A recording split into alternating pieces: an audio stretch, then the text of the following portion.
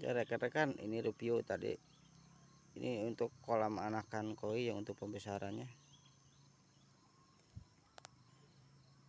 Alhamdulillah sih pada sehat-sehat. Mungkin dipengaruhi juga untuk karena kita di sini sumber mata air. Jadi untuk kualitas air alhamdulillah nggak ada masalah sih. Cuman untuk pembesarannya mungkin dari segi pakannya, untuk ini sekitar lah ada 600 atau 500 ekor kurang lebih untuk anakannya. Tuh, tadi untuk kolam indukannya, ini untuk kolam anakannya.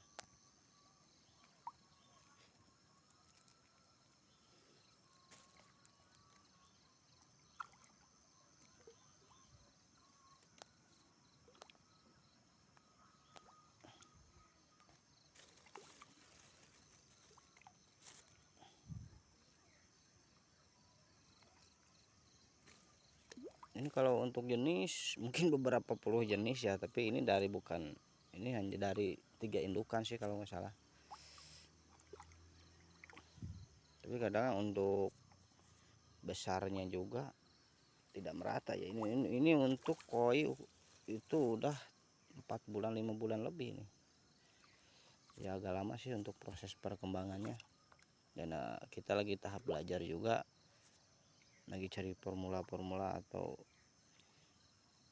lagi belajar mungkin dari rekan-rekan yang udah lebih dulu mengenal atau budidaya koi. Yang di daerah saya juga mungkin banyak rekan-rekan juga yang udah 4 tahun 5 tahun berbudidaya, alhamdulillah. Saya coba belajar dari sana, dari rekan-rekan juga.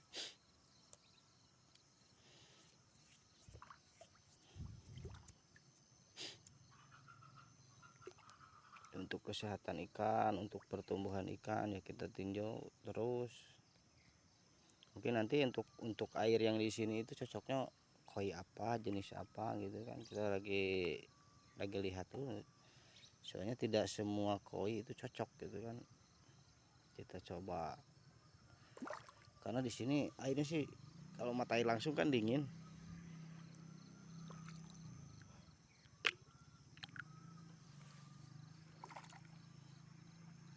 Untuk mata air di sini kan kalau ini untuk kadar airnya itu dingin ya. Suhu airnya dingin di sini. Kayak pegunungan dari mata air langsung kan. Dulu pernah dicoba sih di testing ini untuk bisa diminum langsung katanya. Ya alhamdulillah kan ini berkah juga dari Allah, itu kita patut syukuri. Meskipun kita di kampung tapi kita berusaha lah apa yang di kampung itu bisa diolah nantinya untuk diri kita, mungkin keluarga, dan mudah-mudahan sih bagi orang banyak gitu. Ini buat rencananya juga nanti ke depannya, ini di atas ini saya mau belajar tentang pengolahan apa yang bisa diolah dari untuk tempat ini kita manfaatkan. Tidak seperti ini gitu kan, lahannya gambut. Terus yang cocoknya nanti untuk menunjang sama perikanan atau membukin pakan atau apa gitu. Inilah kita lagi belajar lah, coba-coba belajar.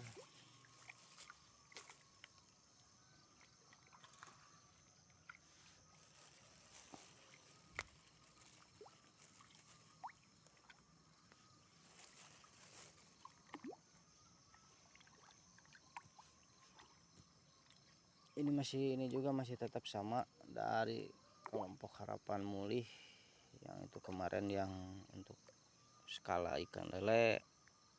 Terus di sini ikan hias, ikan konsumsi. Bukan hanya koi aja, bukan hanya lele aja dari Harapan Mulih, tapi ikan nila, ikan mas untuk komoditi konsumsi, ikan arwana. Nantinya sih rencana mau bikin udang di sini, udang kalau lahannya udang air tawar, lobster air tawar, karena untuk komoditinya ya lumayan juga sih di pasaran. Jadi kita mau coba bangun dulu tempat-tempatnya, gimana kita aturnya untuk lokasi-lokasinya. Ya ini juga sih kalau untuk perkembangan koi kan nggak cukup, lahan segini kayaknya nggak cukup. Ya kita namanya juga belajar, kita coba-coba, ya mudah-mudahan sih apa yang cocok dan pasnya buat, karena kita tidak coba tidak akan mungkin bisa. Karena bisa itu karena biasa, mungkin kebiasaan.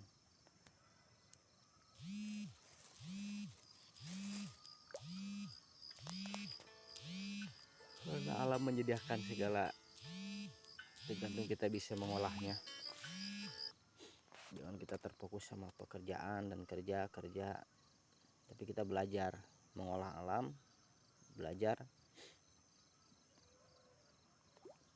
memperbaiki alam. Karena ya mungkin banyak terjadi longsor, bencana, itu kan ulah tangan kita juga. Kita coba belajar apa yang katanya kita bisa manfaatkan untuk diri kita, keluarga. Kita jangan terfokus ini terbentur sama dana, jangan. Kita belajar mengolah, karena kita dikasih akal dan pikiran untuk kita usaha.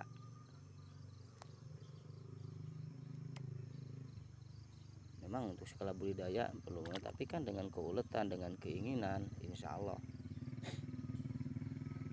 setiap yang kita usahakan dan maksimal, insya Allah hasil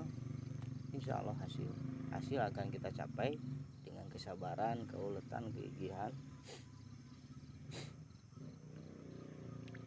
Jangan takut kita mencoba, tapi jadikan motivasi.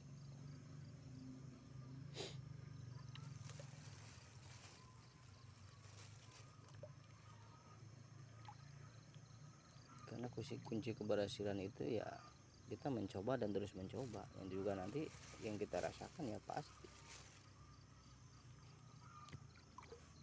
Jangan malu kita mencoba, jangan ragu kita mencoba.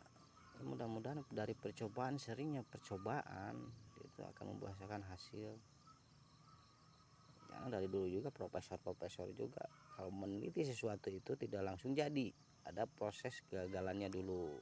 Kalau istilahnya kita gagal terus, tidak mungkin gagal terus. Ya mungkin nanti suatu saat akan menemukan formula yang bagus, yang baik, yang sesuai, yang cocok. Tergantung kitanya juga sih. Kitanya sekedar asal-asalan, ya kita asal hasilnya juga, tapi kita dimaksimalkan, insya Allah. Coba dari hal kecil, coba kita manfaatkan yang ada. Meskipun lahan kita sedikit, kita coba manfaatkan, kita coba buka, kita coba kelola. Ya siapa tahu kalau kita udah bagiannya di sana, ya tidak tutup kemungkinan. Karena bukan kita yang ngatur, kita hanya diwajibkan usaha dan ikhtiar. Allah yang ngatur segala sesuatu. Kita kembalikan lagi kepada penguasa, kepada yang maha dari segalanya.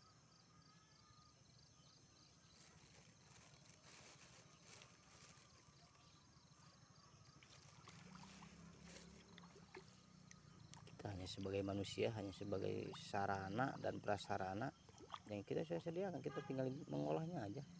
Dengan alasan satu, kita tidak merusak alam, tidak merubah alam, tidak menghilangkan sesuatu yang ada di alam. Insya Allah kembalikan lagi segala sesuatu dari asal mula kita, dari asal, insya Allah. Kalau menurut saya seperti itu, tapi nggak tahu menurut rekan-rekan atau gimana, ya kita hanya sharing aja lah.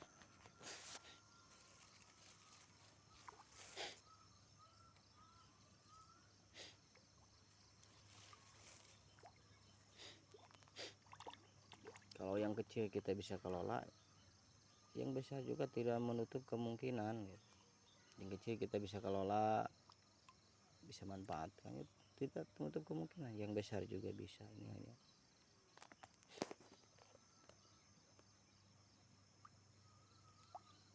karena keberhasilan seorang itu tidak menutup kemungkinan dari hal kecil pun bisa. Kita jangan, sekarang kan banyak kita guru pembelajaran secara audiovisual, secara kita belajar langsung atau autodidak, itu tidak menutup kemungkinan. Kalau toh kita ditakdirkan untuk bisa mengolah, kita pasti bakal bisa. Ya, intinya kita harus ulet ya, dan mau belajar. Kalau istilahnya kita hanya bisa iya tidak mau belajar, ya tidak mungkin akan bisa. Karena segala sesuatu juga harus belajar dan belajar dan belajar. Tidak akan mungkin seseorang bisa menjadi bisa kalau dia tidak belajar.